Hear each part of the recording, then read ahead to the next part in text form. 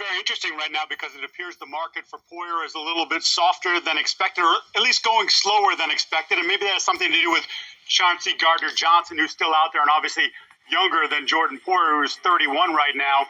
The Jesse Bates deal that was signed, where Bates gets $23 million in the first year and $36 over the first two, is another influencer on this as a potential deal. But of course, Bates is 26 years old. Again, Poyer 31, so there's some differences there. But this is a player that when you look at the list of available free agents, he's at the top of the list. He played hurt a bunch last year. They didn't lose a game with him in the lineup until the playoff game against Cincinnati. They were 0-3 without him until the Cincinnati game. That just tells you his value as a player. And I know in sitting across from Micah Hyde at Good Morning Football, Micah openly wanting him to come back. But we've seen from Poyer sort of making some googly eyes at some of the Florida teams, Miami in particular, no state income tax. Meanwhile, there is a rather sizable one in Buffalo. That can make a difference for a player closer to the end than he is to the beginning. But again, I just go back to the fact that he can still play. He was a very important guy for that defense and someone that will be hard to replace for the Buffalo Bills.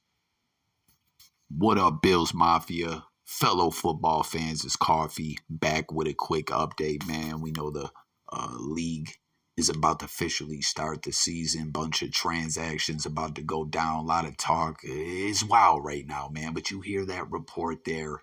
Jordan Poyer. I do not want to lose this dude, man. And we saw him recently talking about taxes. It was a big discussion, in the Twitter sphere, in the blogosphere. We saw his girl or his wife or whatever talking about it, Rachel, who everyone hates. Everyone hates Rachel. Why?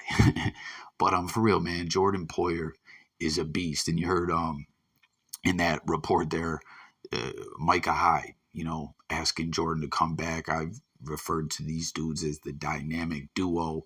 It was killer last season to not have them, like killer in a bad way. Hyde getting hurt early. You heard him. Poyer missed 3 games. We were 0-3 without him. Obviously, that Bengals game, he played and we lost. But other than that, when Poyer wasn't out there, we lost, And it was wild, too. Going into the playoffs, we saw Hyde practice, and I'm like, okay, we're about to see the dynamic duo back together one more time, because I've been nervous about this with Poyer as leading into, during the offseason last season, we saw he was like holding out or where there was some kind of contract dispute. And it's just like, yo, let us see the dynamic duo one more time, plus we were pushing for that ring. And it's just like, could it be over? It's been seeming like it's going to be over, but it's just wild. You hear that gentleman also talk about, Giardi says, market for Poyer softer than expected, but pivots to slower than expected when he realized that language probably won't sit well with Poyer's agent, Drew Rosenhaus. So, definitely one of the best safeties in the league, no question. But it's interesting and scary, once again, as a Bills fan, hearing him speak about Florida teams. And then you see this report here. This is a pretty hot thread. But once again, you saw him talking about state tax. And again, there was a huge, huge debate over the past week or so, about taxes and everything. And then you see this guy down here, FinsUp Network. He says, Dolphins news. The Miami Dolphins have verbally agreed to a deal with Jordan Poyer. Contract details to come once available, currently being ironed out. Keep in mind, it's not officially signed yet, but it's verbally there, FinsUp. So in the thread here, let's check this guy out real quick. I just want to see what his account's looking like. 2,000 followers.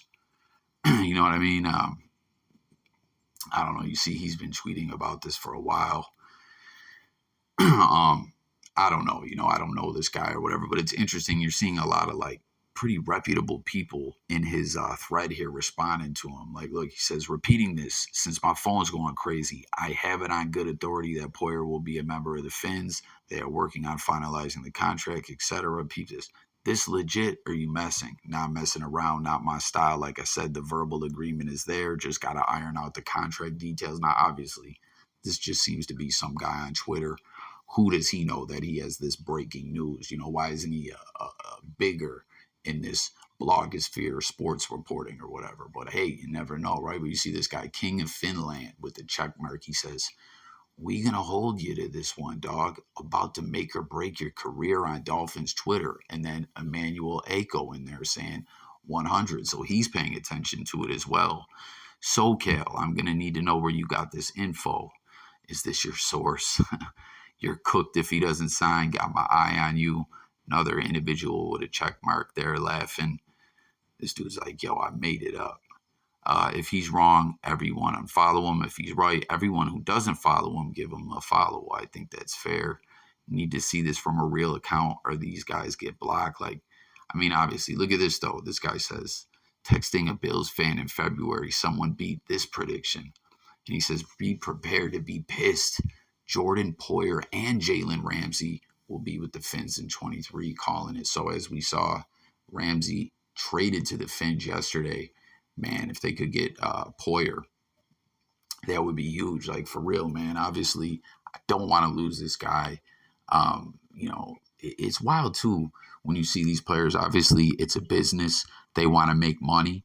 But when we're so close to pushing for that Super Bowl ring and, the Bills team flock with each other, like they really got love for each other and all that, it's like, damn, man, you want to lead like we saw Tremaine Edmonds is going to Chicago. I don't know, but man, it would just suck to lose him, period. And then to lose him to a divisional rival, the Miami Dolphins, like, fuck, man. It only seemed right because I'm still confident we're going to get that Super Bowl ring. That Poyer did it in Buffalo, opposite side of the field playing safety with the other half of the dynamic duo, Micah Hyde. Remember, Poyer was a guy that everyone wrote off. I believe, wasn't he with the Browns? He had a really bad injury, and people were like, yo, this dude's done. And he's had a hell of a career with the Bills, and we're right there on the verge of doing the damn thing.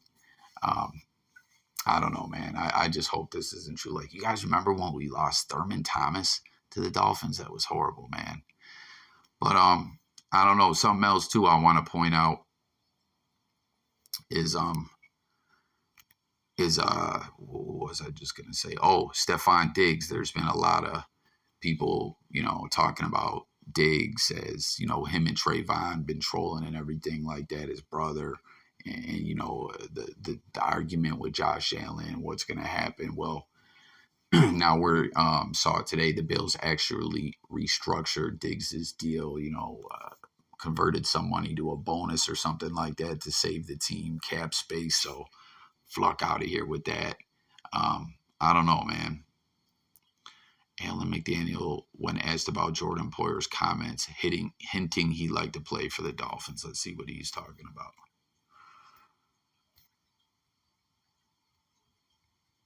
Pitch to come to Miami.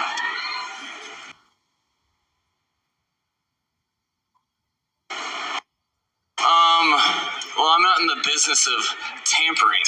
And I mean, you guys might be trying to get this second-year hustle on me, but we need every draft pick we can get. So